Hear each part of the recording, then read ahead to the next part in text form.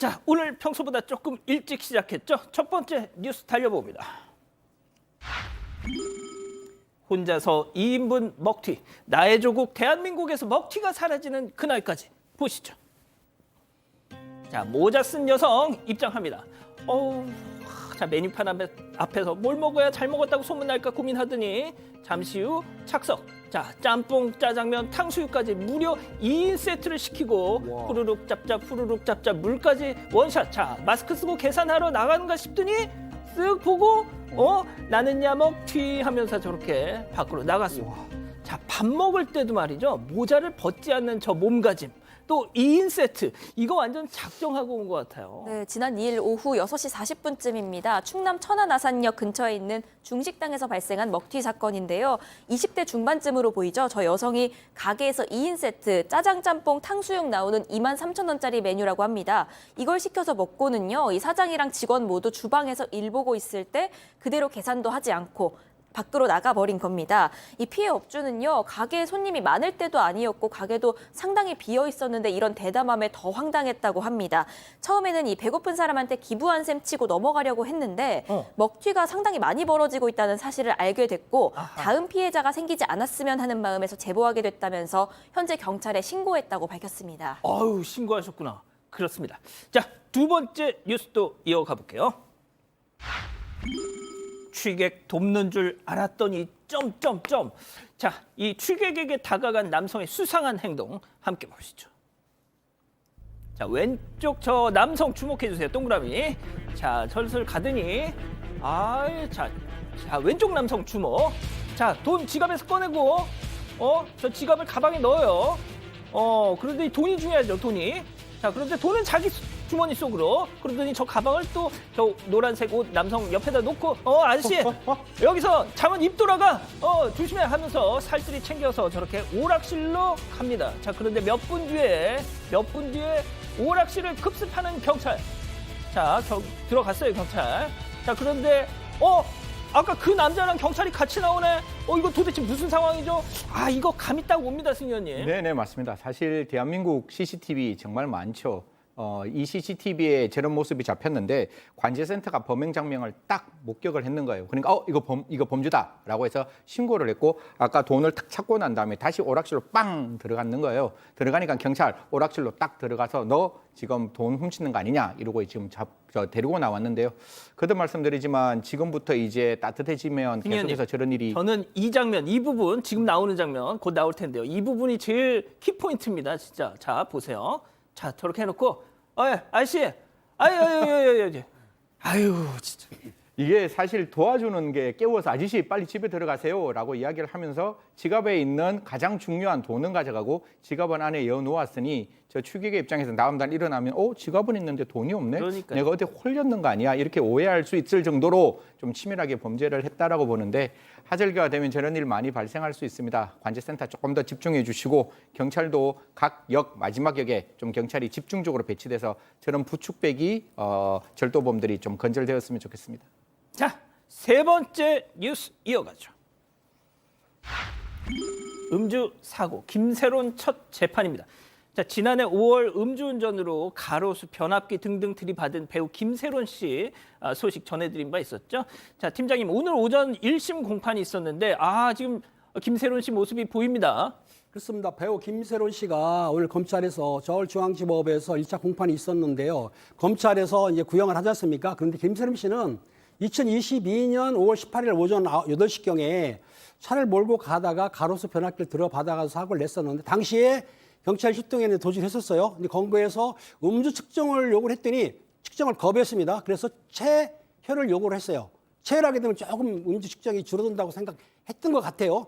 해봤더니 0.227, 즉 음주 취소가 넘는 상황에서 음주를 했던 거예요. 그런데 어찌됐든 간에 검찰에서는 그렇게 기소를 해가지고 김선희 씨에게 벌금 2천만 원을 구형을 했습니다. 그리고 옆에 있던 동승자도 음주운전 방조를 해서 500만 원을 구형을 했는데 검찰에서 뭐라고 했냐면 당시에 그 혈중 알코올 농도가 높은 상태에서도 불구하고 음주운전을 했고 또 사고를 일으켰는데도 불구하고 별다른 사고 조치 없이 도주했기 때문에 좀 제가 안 좋다고 봤는데 다만 범죄 사실을 시인했던 것 같아요. 시인을 했고 피해자한테 합의하는 등 사후 조치를 했기 때문에 참작을 한 것 같아요. 그렇기 때문에 아마 김세론 씨가 좀 반성하고 있다고 하니까 검찰이 구형한 대로 2천만 원을 그대로 재판부에 소용할지 조금 낮춰질지는 재판을 두고 봐야만 확인될 것 같습니다. 오늘 뭐 법정에서 뭐라고 했습니까? 자, 오늘 마지막입니다. 결심을 한 거죠. 선고는 일단 좀 이따가 하겠지만 결심하면 최후 진술을 합니다. 피고인 같은 경우는 김세론 씨 와가지고 했던 말 중에 좀 눈에 띄는 부분이 차를 팔았다. 그 차. 뭐 근데 팔아야죠. 뭐 운전 못합니다. 그리고 이제 막대한 배상금을 물었기 때문에 사실 지금 상당히 힘들다. 본인이 소녀 가정이기 때문에 형편이 너무 안 좋다. 선처 부탁드린다라고 얘기를 했고요.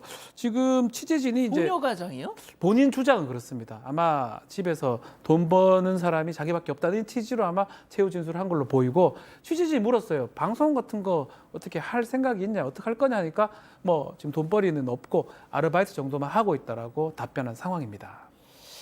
그렇군요. 자, 네 번째 뉴스도 이어갈게요. 범죄 감지한 경찰의 촉입니다. 자, 이게 무슨 얘기일까요? 상황 잠깐 보고 가시죠.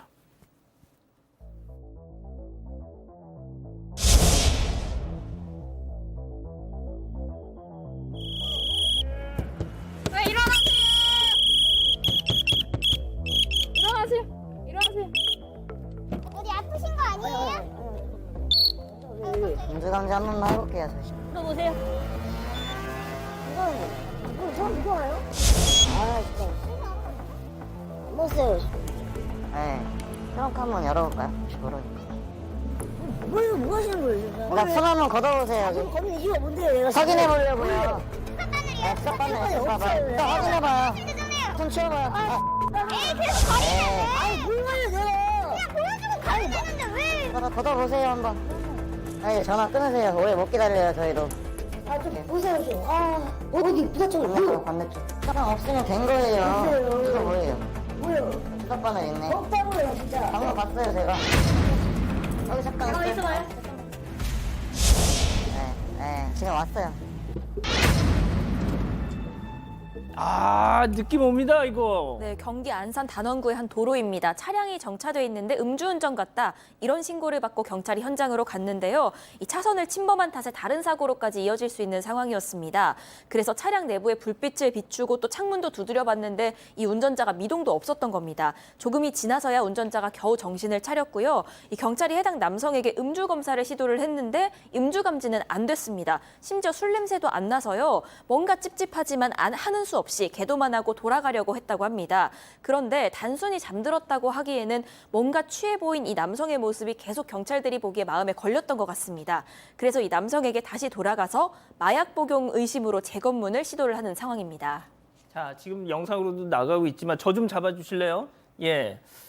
자, 팔 좀 보여주세요. 그랬더니, 팔 좀 제대로 보세요. 아유, 진짜. 지금 저 얘기 뭐냐면 실제적으로 음주운전으로 신고가 들어왔지만 가서 측정되니까 음주가 측정이 안 됐어요. 근데 뭔가 취해 있었어. 그러니까 아마 그 단속 경찰관이 볼 때 약을 취했나 싶어서 의심을 해서 팔을 걷으면은 왜냐면은 그 필로폰 같은 경우에는 정맥 주사를 맞습니다. 그러니까 주사자가 있기 때문에 보려고 했더니 안 보여주려다가 살짝 걷었는데 눈치를 딱 챈 거예요. 그러니까는 실제적으로 단속 교통경찰은 마약 수사관이 아니기 때문에 수사하기가 힘드니까는 공지 요청을 해가지고 마수대 직원이 출동을 했던 거예요. 그 마수대 직원들은 마약 전문이기 때문에 금방 알죠. 그래가지고 마약관리법으로 체포를 했는데 아마 필로폰을 투약했던 것 같아요. 물론 필로폰을 투약해서 운전해도 안 되는 거죠. 그런데 이제 조사를 하면 뭐라 하면 저희가 필로폰을 어디서 구입했는지, 어떻게 구입했는지, 그리고 누구랑 같이 했는지 조사를 하거든요. 그러면 이제 공범도 나오고 유통업자가 모두 검거될 거라고 믿습니다. 알겠습니다. 자, 다음 뉴스도 이어가 보죠. 퇴근길 지하철석 쿵입니다. 자, 퇴근길에 들려온 쿵 소리 영상으로 만나보시죠. 자, 왼쪽 에스컬레이터 주목해 주세요. 어떤 분이 쓰러져 있어요. 자, 시민분이 달려와서 부축을 하고는 자, 주변에 도와주세요 막 이렇게 요청을 합니다. 자, 지금 요청을 하고 있죠. 지나가던 분들이 다 우르르 몰려와서 막 팔다리 주무르고 자, 이후에 안전요원이 와가지고 심폐소생술을 시작합니다. 자, 잠시 후에 현직 간호사까지 저렇게 합류해서 응급처치를 했고 결국 의식 회복 완료. 박 변호사님, 네. 진짜 이런 영상 볼 때마다 그래도 살만한 세상이다. 그렇죠. 처음부터 많은 사람들이 도움의 어떤 손길을 주었습니다.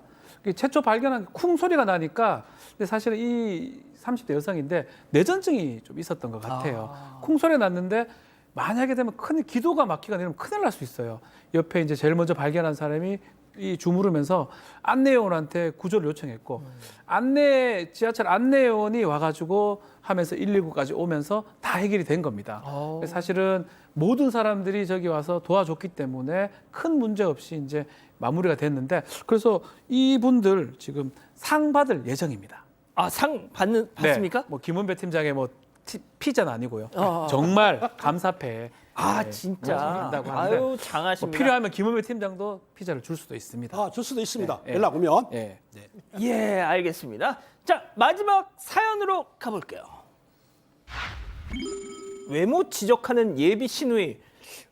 이건 약간 제목만 들어도 선을 넘는 느낌이 들긴 하지만 어떤 내용인지 좀 알아보죠. 일단 말 그대로입니다. 예비 시누이가 외모를 지적해서 기분이 상했다 이런 사연인데요. 이 남자친구랑 결혼을 앞두고 시부모님 뵙기 전에 시누이부터 만나기로 한 겁니다. 그런데 이 처음 만난 자리에서 시누이가 보자마자요. 눈썹이 어쩜 그렇게 송충이 마냥 진하냐. 캐릭터 짱구 같다 이런 얘기를 한 겁니다. 아, 짱구! 사실 이 여성 같은 경우에는요. 실제로 눈썹이 숱이 많고 좀 진해서 눈썹이 먼저 보일 정도로 두꺼워서 콤플렉스가 있다고 합니다. 그래서 눈썹 관리를 하고 신경도 상당히 쓰는 편인데 이런 소리를 들으니까 너무 기분이 나빴다고 하는데요. 이 시누이는 나쁜 의미로 한 말 아니다. 정말 귀여워서 그런 거예요. 이렇게 얘기는 했다는데 자꾸 눈썹 보면서 혼자 웃음을 참는 게 눈에 뻔히 보였다고 합니다. 이 여성은 화가 났지만요. 처음 만난 자리고 또 남자친구랑 같이 있어서 참았다고는 하는데 남자친구한테 이 얘기를 했더니 아니 지난 걸 지나다고 했는데 뭐가 문제냐. 그거 어색한 자리여서 농담한 거다. 분위기 풀어주려고 한 거다. 이렇게 나왔다고 합니다. 이 여성은 그럼에도 불구하고 이런 외모 지적이 기분이 나쁘다. 이런 입장입니다. 아니, 그런데 제가 이제 여성분들의 어떤 그런 걸 몰라서 우리 이 기자한테 좀 여쭤볼게요. 진짜 여성분들은 좀 진하고 두껍고 이런 뭐 눈썹을 좀 안 좋아하시나요? 글쎄요, 굉장히 자기 매력이라고 생각하시는 분들도 있는 것 같아요. 왜냐하면 더글로리 나오는 그 주연 배우도 보면 눈썹이 굉장히 진하신데 되게 예쁘시거든요. 그런데 본인이 이렇게 콤플렉스라고 생각하는 부분인데 그걸 지적해서 비웃는 것처럼 말한 게 좀 문제가 되는 그런 사연인 것 같습니다. 좋습니다. 자, 기다리셨던 푸처 핸즈업 타임. 우리 가족 여러분들도 채팅창에 OX로 함께 참여해 보시죠. 먼저 예비 세연입니다. 아니, 저기 아가씨, 너 나랑 친하니? 만난 지 얼마나 됐다고 면전에서 외모 지적질이야. 뭐 송충이? 짱구는 못 말려. 짱구? 너 머리 짱구 되도록 한번 맞아볼래, 동그라미? 안 돼! 그냥 있어. 좋습니다. 자, 다음은 예비 시누이. 아니, 저기 언니. 나 완전 어이없어. 어쩜 좋니? 아니, 어색한 자리라서 아이스 브레이킹 차원에서 이렇게 던진 농담을 왜 갑자기 웬 급발진? 나중에 나이 들어서 눈썹 문신도 안 하고 얼마나 좋아. 오빠, 은배 오빠, 나 이 결혼 반대. X. 오늘 저 X는 약간 진짜 방송의 재미를 위해서 살신성인하는 느낌이 들긴 하지만 그래도 또 변호사 특유의 그 논리를 잠시 후에 들어보는 걸로 하고, 자, 우리 은배 오빠부터. 그렇습니다. 처음 만난 시누이는 여성이지 않습니까? 그런데